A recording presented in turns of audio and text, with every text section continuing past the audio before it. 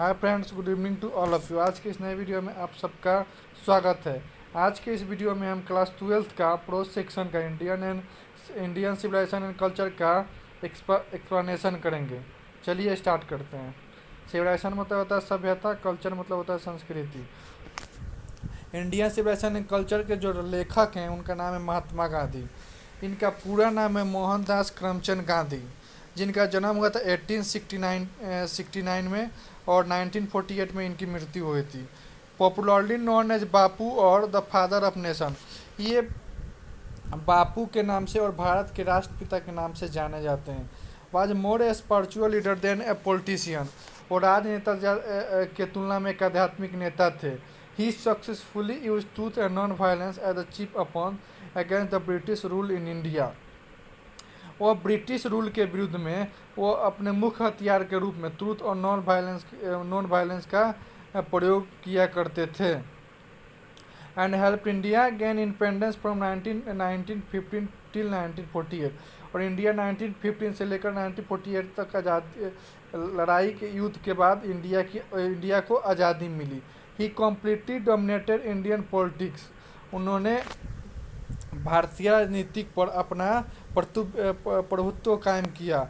He died at the hands of A fanatic on 30 जनवरी। वो एक fanatic के द्वारा 30 जनवरी को मारे गए। और 1948 को he was his autography my experiment with truth and the numerous articles that he wrote for Young India. Autography का मतलब आत्मकथा। My experiment with truth and numerous articles that he wrote for Young India, जो उन्होंने Young India के लिए लिखा था। And the speeches that he delivered on different occasion. और भाषण जो उन्होंने विभिन्न अवसरों पर जो उन्होंने दिया था। Reveal him not only as a original thinker but also as a great master of chess. जिन्हें एक ओरिजिनल थिंकर के रूप में न केवल बल्कि ग्रेट मास्टर ऑफ चेस के रूप में भी प्रकट करता है। Idiomatic English in the following extract. India civilization and culture. Gandhi ji talks about the sound foundation of India. Indian civilisation and culture में गांधी जी भारत के न्यू के बारे में बात करते हैं, जो सिविलाइजेशन विच है successfully with to the passage of time. जो भारतीय सभ्यता और समय के साथ खड़ा है। और the western civilization which has the tendency to privilege mentality. और जो वेस्टर्न सिविलाइजेशन है जो मेटलिटी को बढ़ावा देता है। Can not match the Indian civilisation that elevate the moral being. जो कि गांधी जी कहना चाहते हैं कि जो वेस्टर्न सिविलाइजेशन है जो मेटलिटी को बढ़ावा देता है, भौतिकता को बढ़ावा देता है, और जो कि भारत से कभी मैच नहीं कर सकता, क्योंकि भारत जो है वो नैतिकता को बढ़ावा देता है। चलिए आप पैराग्राफ यहाँ जो 4 क्वेश्चन दिया गया है उसको ऑर्डरली देखना है आप लोग पढ़ के, उसके बाद ट्राई कर लीजिएगा। अगर नहीं आएगा आंसर तो हम कमेंट करिएगा, हम बता देंगे, ठीक है, एक वीडियो के through.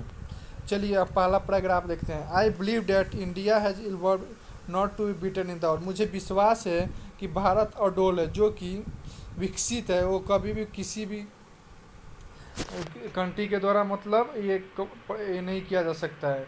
Nothing can equal that seed sown by our ancestor. कोई इसकी बराबरी नहीं कर सकता है जो हमारे पूर्वज के द्वारा बीज बोया गया है, सभ्यता का जो बीज बोया गया है, इसकी कोई बराबरी नहीं कर सकता है। रोमियो वेंट ग्रीस से earth the same faith. Romeo भी चला गया, रोमियो का भी सभ्यता चला गया, ग्रीस का भी वही हाल है। The might of the pharaohs was broken. जो प्राचीन मिस्र के जो शासक थे उनका भी शक्ति खत्म हो गया, टूट गया। Japan has become westernise. Japan का भी सभ्यता अपना ख़त्म हो गया और उन्होंने वेस्टर्न को फॉलो कर लिया। Of China nothing can be said. और चाइना के बारे में कुछ कहा ही नहीं जा सकता है। But India is still. Bharat तभी भी somehow or other sound at the foundation the people of Europe learn their lesson from the writing of the man Greece और रोम। मगर भारत का नहीं अभी भी खड़ा था। जब यूरोप के जो लोग हैं वो ग्रीस के लोगों से, ग्रीस और रोमियो के लोगों से सीखने की कोशिश कर रहे हैं, जिनका खुद का ही अस्तित्व नहीं रहा है, खुद का ही अस्तित्व खत्म हो गया। In trying to learn from them, उन लोगों से सीखने की कोशिश करते हैं। The Europeans imagine that they will avoid the mistake of Greece and Romeo.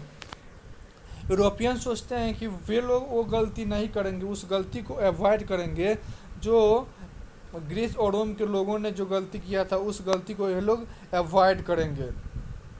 Such is their pitiable condition, ऐसी उन लोगों की दयनीय स्थिति है। In the midst of all this, इन सब के बीच में India remains immobile and that is her glory, Bharat अडोल रहा है, यही उसकी गरिमा है।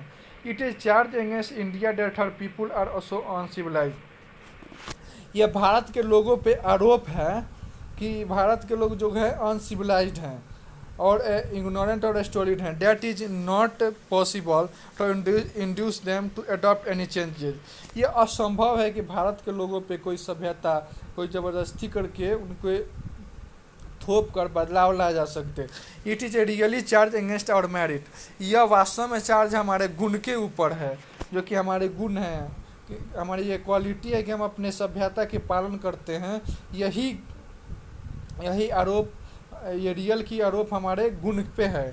What we have tested and found to on the anvil of experience, anvil का मतलब होता है कसौटी, हमने अनुभव की कसौटी पे पाया है, जांचा है कि जो वी डेयर नॉट चेंज, हमें अपनी सभ्यता को चेंज करने की साहस नहीं है, हम लोग चेंज नहीं कर सकते हैं। Many trust their advice upon India, बहुतों ने अपना सलाह भी भारत पे थोपा है। एंड सी रिमेन्स स्टडी, और वह स्थिर है। दिस इज हर ब्यूटी, यही उसकी सुंदरता है। It is the seat anchor of our hope, यही हमारी आशा का सुरक्षा कवच है। Civilization is that mode of conduct which point out to the man the part of duty, सभ्यता व तरीका है, आचरण है, मोड ऑफ कंडक्ट है, विच पॉइंट जो कि दर्शाता है पाथ ऑफ ड्यूटी, कर्तव्य का रास्ता, performance of duty and observing of morality and convertible term.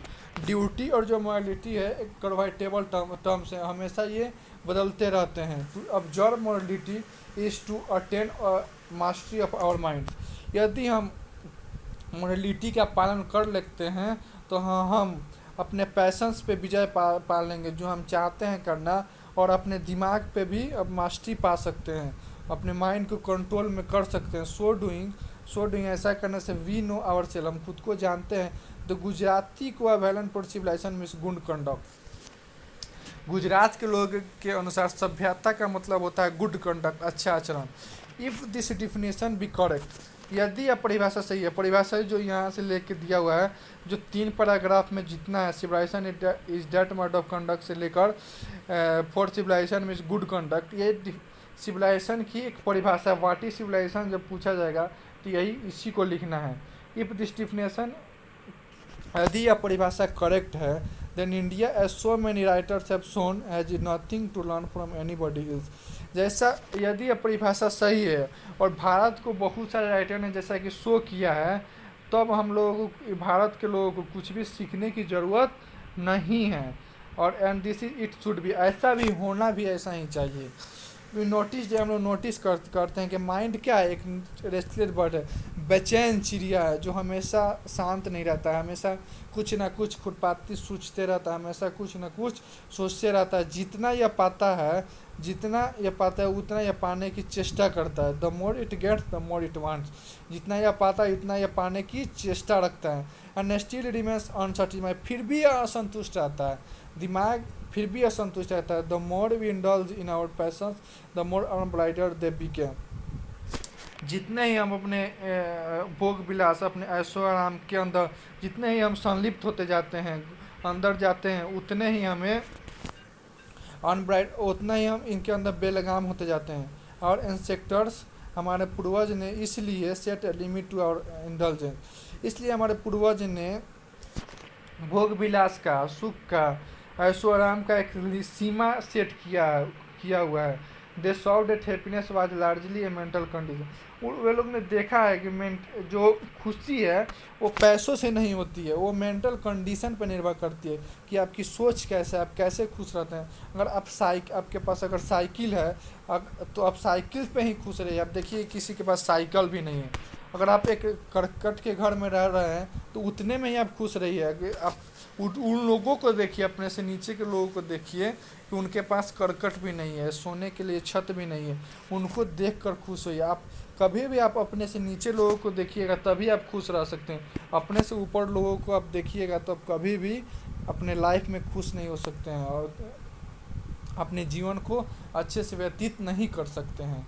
A man is not necessarily happy because he is, यह ज़रूरी नहीं है कि आप इंसान वो खुश है इसका मतलब कि वो अमीर है, और वह दुखी है इसका मतलब वो गरीब है। The rich are often seem to be unhappy, अमीर लोग हमेशा दुखी दिखे जाते हैं, अमीर लोग हमेशा दुखी दिखे जाते हैं, गांधी जी बोल रहे हैं। The poor is to be happy, और गरीब लोग प्राय खुश देखे जाते हैं, जितना है उतना में ही वो लोग खुश देखे जाते हैं। अमीर के पास जितना पैसा रहेगा उतना ही प्रेशर रहेगा, उतना ही बीपी का प्रॉब्लम होगा, ये यहाँ का टेंशन वहाँ का टेंशन। लेकिन जो गरीब है जितना में है उतना में ही वो खुश रहते हैं। Millions will always remains poor, millions लोग भारत में हमेशा गरीब ही रहेंगे। Observing all this our ancestor dissuaded us from luxurious and pleasures, इसीलिए हमारे पूर्वज ने लग्जरियस से प्लेजर से हम लोग को दूर रखा है। We have manage with the same kind of ploughs existent thousand of years ago, इसलिए हमने we have manage with the same kind of ploughs existent thousand years ago, इसलिए जो खेती जिससे हम जोतते थे, जैसे हम पहले हल से जोते थे उसी तरह आज भी हम जोतते हैं, आज वैसे मैनेज करके खेती करते हैं। और we have retained the same kinds of culture that we had in former times, और आज भी हमारे पास वही झोपड़ी है जो हमारे पास फॉर्मर टाइम में हुआ करता था, जो पहले हुआ करता था। And our indulgence education remain the same as before, हमारा शिक्षा भी वही है जो हमारे पास पहले भी शिक्षा कर, जो वही आज भी हम पढ़ाई करते हैं जो हम पहले भी पढ़ाई किया करते थे। आज के लिए इतना ही दोस्तों, अगर वीडियो अच्छा लगा हो तो वीडियो को लाइक, सब्सक्राइब, शेयर और कमेंट जरूर करें। ऐसे ही हम वीडियो डेली लाते रहेंगे कंटिन्यू वे में। पहले हम एक्सप्लेन करेंगे, उसके बाद ऑब्जेक्टिव कराएंगे, क्वेश्चन आंसर कराएंगे, समरी कराएंगे, लाइन बाय लाइन हम कंप्लीट कराएंगे। Thank you friend, please share ज़रूर करें आप लोग।